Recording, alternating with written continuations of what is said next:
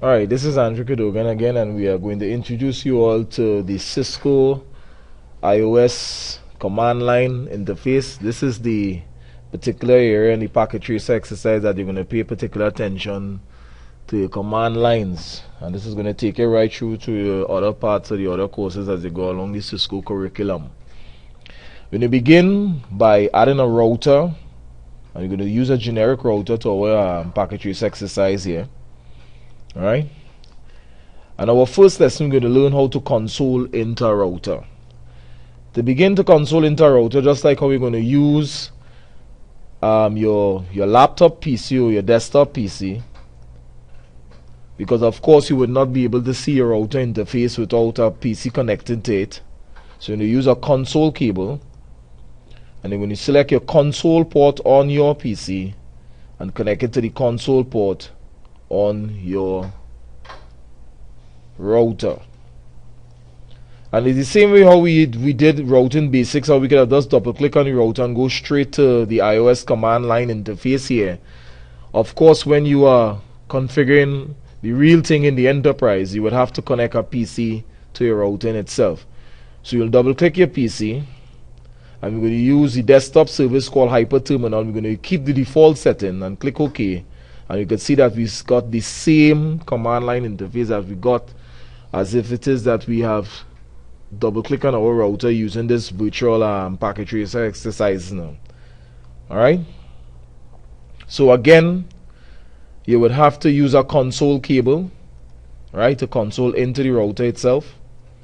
Alright, if you're in the enterprise, if you're in the industry, and you cannot just go and click on the router itself to configure it, you'll have to have a console port that connects to the PC onto the router to configure the interface. Right, so the first thing that we want to do here is when we see the command line interface here, we're going to select No to Configuration, because we want to start from the beginning in terms of learning the Cisco commands. So you press N for No and press Enter again twice, and we will now be faced with the router prompt. Now, at this prompt here, if you're supposed to use the typical, one of the typical commands, the show commands, alright, and we press question mark, we will see a couple of commands that we could actually execute at this console line, right, this router interface. If you press enter, you will have a listing of all the commands that you could enter, you could execute at that console line without getting into the router itself. Even though what we could do too as well, we could exit out of the show command and just press the question mark again. We haven't learned any commands as yet, and we could also see a couple of commands that you could execute. And we've seen one of the commands and then that we're going to be using is the enable command to get into privilege exec mode. Alright, so we're going to type enable, and this is going to get us into what you call privilege exec mode. As you can see that the router itself, alright, prompt has changed. Alright, and again we could press a question mark to see all the different commands that we could execute in privilege exec mode. Alright, but for the sake of this tutorial, we're going to be paying particular attention into, first and foremost, creating what you're calling a password, a host name in fact.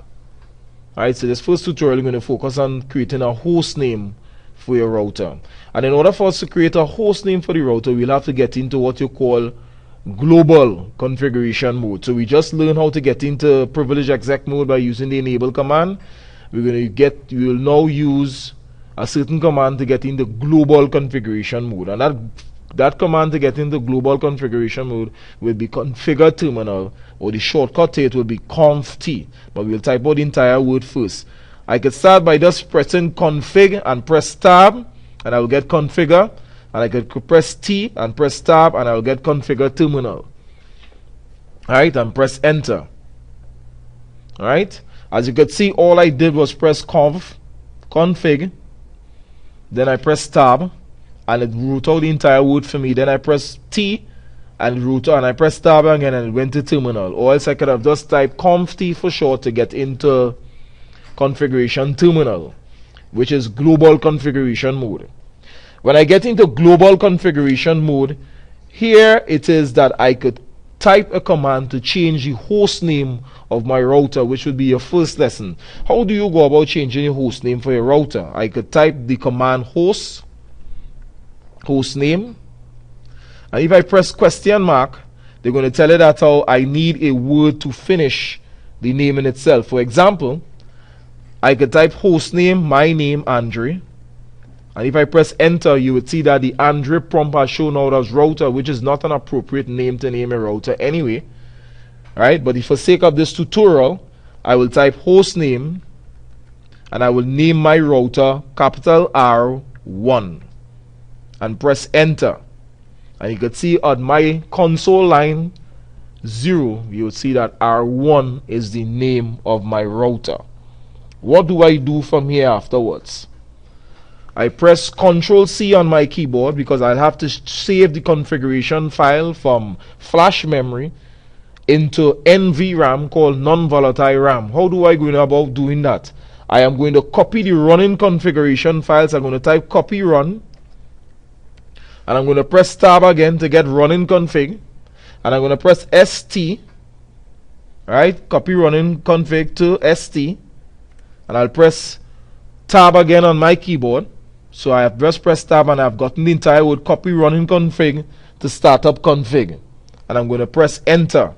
I am faced with a question mark. I do not type either Y or N here, because what it is asking me here by default is if that is the destination file name, and all I need to do is to press enter again, and I have successfully built my configuration file, move it from flash memory into what you call startup config file. Right?